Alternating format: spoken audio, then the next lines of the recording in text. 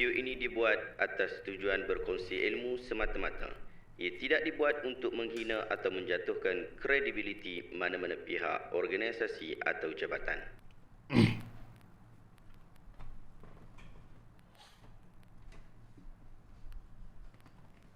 Assalamualaikum warahmatullahi wabarakatuh. Saya Syihabuddin. Terima kasih banyak kerana anda berada di channel YouTube saya dan terima kasih banyak jika anda telah tekan butang subscribe. Kalau belum tekan butang berkenaan, tekan butang itu sekarang. Jika ada video-video yang bermanfaat, insya-Allah akan ada di feed YouTube anda. Baru-baru ni saya diberikan satu video yang cukup menarik untuk kita berikan reaction. Jom kita tengok video berkenaan sama-sama. Ini video 54 tahun Habib Mahmud Al-Habsyi tidak keluar rumah. Semoga kita semua mendapatkan berkah dari para kekasihmu ya Rasulullah sallallahu alaihi wasallam. Untuk video ni saya minta maaf saya tutup dia punya sound suara sebab ada isu copyright pada suara lagu yang dimasukkan. Dia bukan suara, dia lagu, ada lagu dekat. Yang ni dia datang menjenguk Habib Dia panggil Habib tu sebenarnya. Tapi suara tu dikacau oleh lagu, jadi saya padam lagu tu. Panggil Habib tu. Habib pun salam. Okey. Oh, tidur balik si Habib. Aduh, hai. Oh, kena marah ke apa dah kan? Nak sembang katanya. Ini nama dia Habib Mahmud Al-Habsyi Kalau pergi cari dekat YouTube banyak Habib Mahmud ni bukan dia ni seorang ni. Nama Habib Mahmud tu banyaklah digunakan oleh ramai orang. Tok Rafiq Assegaf ni pun saya dah cari tak jumpa. Dia dah delete TikTok dia. Okey, dah habis kita tengok video ni. Kita tengok apa komen daripada Facebook sahabat kita Fuhrer Abu Umar. Abu Umar Hafizul Sukri Al-Fatih. Dia kata kaki tidur patutlah tak keluar rumah, pemalas tak pergi kerja. Solat sunnah kat masjid tak solat lah. Ni Fuhrer. Bagus Fuhrer sebut berkaitan tentang solat sunnah kat masjid. Dia bukan setakat solat sunnah di masjid, sunnah dengan maksud sunat, demikian juga sunnah dengan maksud wajib. Sebab ada isu berkaitan tentang solat ni. Yang wajib kita kena buat solat tu dekat masjid secara beramai-ramai, iaitu solat Jumaat. Yang kita tengok tadi Habib Mahmud tadi ni, dia ni adalah seorang lelaki. Yang mana setiap orang lelaki diwajibkan untuk solat pada hari Jumaat. Dia bukan sunat muakkad ke tak? Tidak. Dia wajib untuk dia. Kita solat di masjid. Tak boleh kita kata oh tak ada, dia ni wali. Wali ni dia punya hukum hakam tak sama. Tak boleh. Nabi SAW lagi wali daripada dia. Tapi Nabi SAW pun sentiasa pergi ke masjid. Nak kata oh tak apa, itu Nabi ni wali daripada kalangan bukan Nabi. Sahabat-sahabat Nabi ridwanullahu alaihim ajma'in, mereka ini semua daripada kalangan orang-orang yang kita kata paling wali lagi lah. Tapi mereka pun pergi salat dekat masjid. Nabi SAW sebut khairul qurun qarni thumma alladhina yalunahum thumma alladhina yalunahum. Sebaik-baik kurun adalah kurun aku, kemudian yang berikutnya, kemudian yang berikutnya. Maksudnya yang paling wali sekali adalah para sahabat Nabi ridwanullahu alaihim ajma'in, kemudian para tabi'in dan para tabi'in, sehingga kita mengikuti mereka. Jadi kalaulah mereka pun pergi solat Jumaat, sehingga para ulama bersepakat bahawa solat Jumaat ini adalah wajib kepada setiap muslimin, setiap muslimin, orang lelaki. Orang perempuan tak wajib. Orang perempuan dia sunat saja untuk dia pergi ke sana. Maksudnya kalau ada tempat yang sesuai, waktu tu mungkin orang tak penuh dekat masjid, orang perempuan pun sunat untuk pergi solat dekat masjid. Dan dia solat sunat Jumaat tu pun 2 rakaat je, tak payah nak buat 4 rakaat. Tapi kena buat ke masjid lah. Yang ni dia laki sungguh-sungguh, tampak semangat diri elok-elok, dia tidur saja dekat rumah dia. Ini adalah satu masalah yang cukup besar. Kita tengok lagi komen daripada netizen kita kata apa? Tu betul, Hafizul Sukri kata confirm tak pergi Jumaat. Betul lah, memang tak pergi Jumaat lah ni. Lagi dia kata wali majzub lah. Isu wali majzub ni. Wali majzub ni ada perkara yang menarik untuk kita bahaskan. Wali majzub ini, kalau kita tanya orang-orang yang mengaji makrifat dan sebagainya, dia orang kata dia orang ni pun tak boleh diikuti. Tapi masalahnya wali majzub yang ada pada hari ni, yang orang duk angkat wali majzub tu dikatakan wali lah. Kita pun tak tahu betul ke wali pun tak tahu. Wali majzub ni orang gila. Sehingga kita bimbang akan jadi satu trend. Kalau orang itu gila, kemudian dia berselawat, dia pakai kopiah, dia pakai jubah, dia pakai baju Melayu, dia pakai kain pelikat, kita akan anggap dia wali, padahal dia orang gila, dia ada masalah kesihatan mental, tapi dia letakkan wali majzub. Lalu diangkatlah mereka ini sebagai orang-orang yang bagus, orang-orang yang tinggi, orang-orang yang terpandang mulia dalam masyarakat. Padahal orang-orang seperti ini tidak boleh dijadikan sebagai panutan. Tapi itu masalah masyarakat. Kalau masyarakat mengangkat wali majzub ataupun mengangkat orang-orang gila untuk dijadikan sebagai orang yang mulia, maksudnya kita berada dalam masyarakat yang cukup berbahaya, cukup sakit. Kemudian kita tengok lagi Jumaat dia solat. Semua pertikaikan isu solat Jumaat, tak boleh Abu Auza'i, jika betul ini jenis pemalas, unta padang pasir pun tak malas macam ni. Kalau betul lah, kalau dia sakit, kita kata orang sakit lah. Zuldi Jengker, banyak sekali yang mengaku Habib padahal darahnya ori Sumatera. Ini satu perkara yang menarik untuk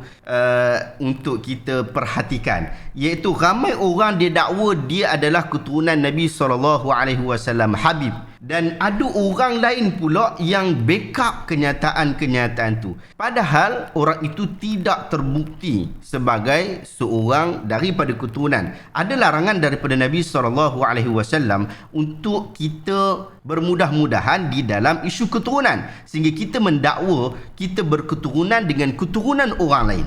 Di dalam buku Al-Kabair wa Tabyinul Maharim yang saya pegang ni, pada muka surat 256, dia ada satu dosa besar, iaitu dosa besar yang ke-62, menisbahkan diri kepada selain bapanya. Lalu dibawakan beberapa hadis di situ, antaranya man da'a ila ghairi abihi wa huwa ya'lamu annahu ghairu abihi fal jannatu alaihi haramun. Sesiapa yang menisbahkan dirinya kepada selain daripada bapanya padahal dia tahu bahawa dia bukan bapanya, maka syurga diharamkan baginya. Hadis ini muttafaqun alaih. Hadis ini sahih riwayat Bukhari dan juga Muslim. Banyak lagi hadis-hadis yang berkaitan tentang hal berkenaan, iaitu larangan untuk menisbahkan kepada bukan bapanya. Apatah lagi hang nisbahkan. Kalau hang bukan keturunan Nabi SAW, hampir kata aku Habib, aku Sayyid, aku adalah keturunan Maulana, Maula. Ini adalah orang-orang yang berbahaya kerana dia termasuk dan tergolong di dalam ancaman dosa-dosa besar.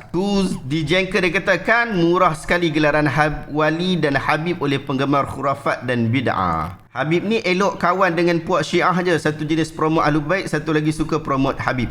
Tapi kita kena tahu jugalah daripada sudut kita Ahlussunnah wal Jamaah, kita menyintai keluarga Nabi SAW. Kalau benar dia Habib, kalau dia benar keturunan Nabi, kita sayang, kita cinta dia. Tetapi bertambah kasih, bertambah sayang kita kepadanya apabila mereka mengikuti apa yang dibawa oleh Nabi SAW.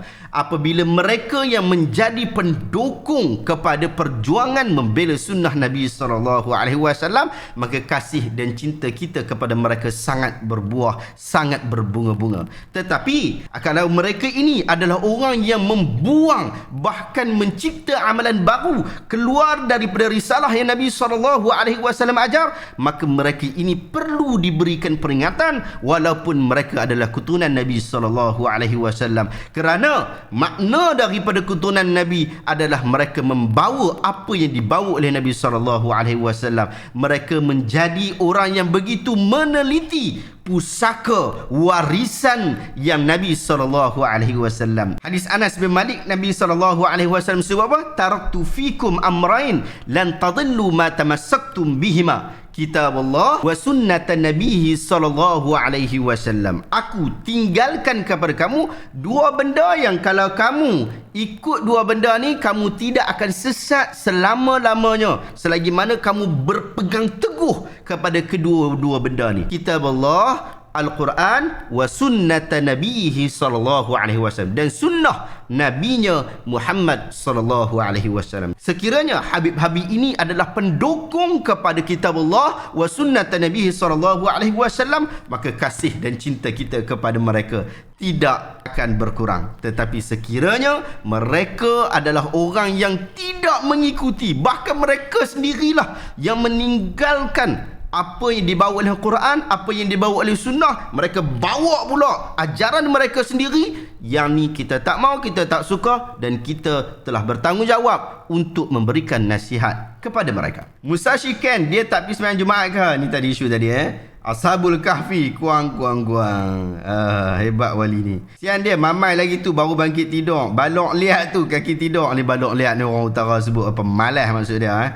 Jadi wali pun ujian juga. Time tidur ada saja tetamu kacau. Ujian wali. Aduh. Tak pergi sembahyang Jumaat lah tu. Banyak lagi lah. Tadi kita sebut tentang dosa besar yang ke-62. Kita sebut pula dosa besar yang ke-3, yang 75, iaitu meninggalkan solat Jumaat. Muka surat 280. Siapa yang dah dapat buku ni mungkin boleh buat semakan. Muka surat 280.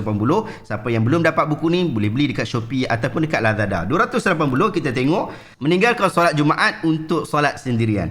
Dari Ibnu Mas'ud radhiyallahu anhu bahawa Rasulullah SAW bersabda kepada satu kaum yang tidak menghadiri solat Jumaat, laqad hamamtu ana amura rajulan yusalli bin nasi summa uharriqa ala rijalin yatakhallafuna 'anil jum'ah buyutuhum. Sungguh aku telah berniat belum buat lagi, untuk memerintahkan seorang lelaki agar mengimami orang-orang solat, kemudian aku pula pergi rumah orang-orang lelaki yang meninggalkan solat Jumaat dan bakar rumah mereka itu. Diriwayatkan oleh Imam Muslim. Ini menunjukkan bahawa meninggalkan solat Jumaat adalah dosa besar. Sampai Nabi SAW sendiri dia kata, kalau aku mampu untuk buat, aku akan buat juga. Kalau aku dah niat nak buat ni, aku ada terasa teringin sungguh nak pergi bakar rumah orang yang tak mau nak datang solat Jumaat. Man taraka thalatha juma'in tahawunan taba'allahu ala qalbihi. Sesiapa yang meninggalkan solat Jumaat 3 kali berturut-turut kerana meremehkannya, maka Allah menutup hatinya dari kebenaran. Isnadnya kuat, diriwayatkan oleh Abu Daud dan juga Imam An-Nasai. Ada beberapa hadis lagi yang disebutkan di dalam buku ini berkaitan tentang dosa besar meninggalkan solat Jumaat. Jadi kita ni kena hati-hati dalam bab tu. Hang nak pergi kata wali, hang nak pergi angkat dia, hang nak pergi mulia dia, pastikan kita muliakan seseorang kerana kemuliaan dia mengangkat sunnah Nabi SAW. Jangan kita memuliakan seseorang apabila jelas dia telah menyelisih sunnah baginda Nabi SAW. Wallahu ta'ala alam. Sahabat-sahabat, dekat YouTube sekarang ada satu feature baru, iaitu Super Thanks. Anda boleh belanja saya berapa banyak anda nak, anda just tekan Super Thank yang berada di bawah video ini. Wallahu ta'ala alam. Kita jumpa lagi pada video reaction akan datang. Assalamualaikum warahmatullahi wabarakatuh.